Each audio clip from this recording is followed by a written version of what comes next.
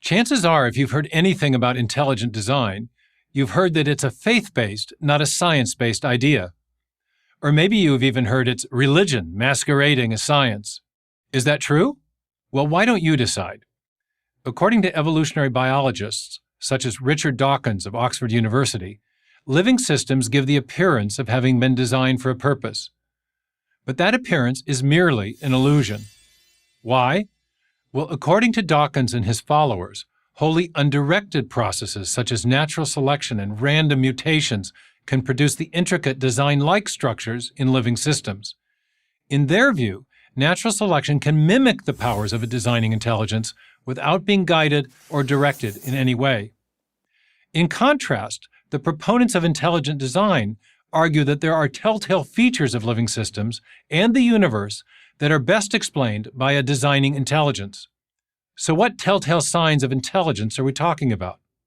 There are many, but let's focus here on just one: the digital code stored in the DNA molecule.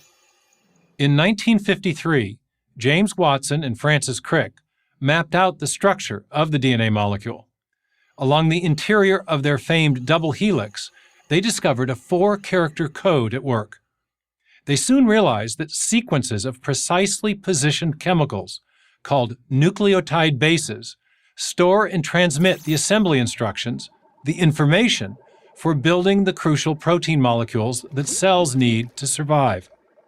No protein molecules, no life. Crick later proposed that the chemical constituents in DNA function like letters in a written language or digital symbols in a computer code. Just as well-functioning computer code depends upon precise sequences of zeros and ones, so too does the function of the DNA molecule depend upon the specific arrangement of chemical bases along the spine of the double helix. Famed biotech specialist Leroy Hood describes the information stored in DNA as digital code. Even Richard Dawkins has acknowledged the machine code of the genes is uncannily computer-like. But where did this information, this digital code, come from?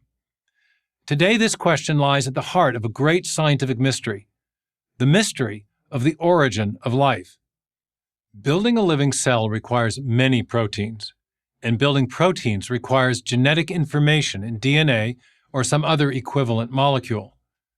Yet to date, no theory of undirected chemical evolution can explain the origin of the digital information needed to build the first living cell from simpler, non-living chemicals.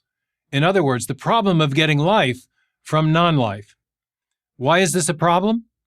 There is simply too much information in the cell to be explained by chance alone. The probability of generating a section of DNA code capable of building just one functional protein by chance is vanishingly small, even taking into account the multi-billion-year history of the universe. And even the simplest living cells require hundreds of proteins. Thus, the given enough time, anything is possible argument no longer works. Origin of life researchers agree. The chance hypothesis has failed.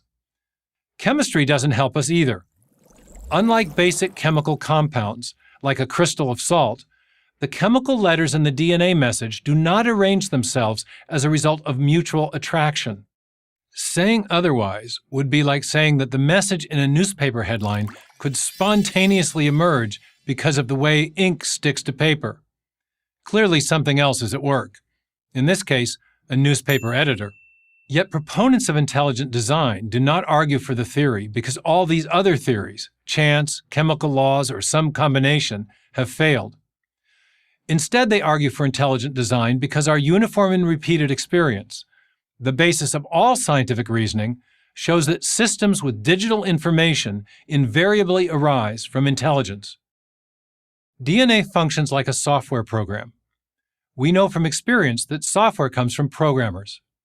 We know that information, whether inscribed in hieroglyphics, written in a book, or encoded in a radio signal, always arises from an intelligent source.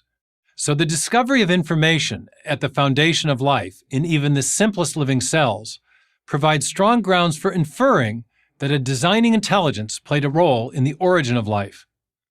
So contrary to what you may have heard, intelligent design is not based on religion, but on scientific discoveries. It is also based on the same method of scientific reasoning that Charles Darwin used, a method that relies on our uniform experience of cause and effect to guide our theories about what happened in the past. You may still wish to dismiss the theory of intelligent design. You're free to believe whatever you like, but you'll have a hard time doing so based on the science. I'm Stephen Meyer of the Discovery Institute and author of Signature in the Cell for Prager University.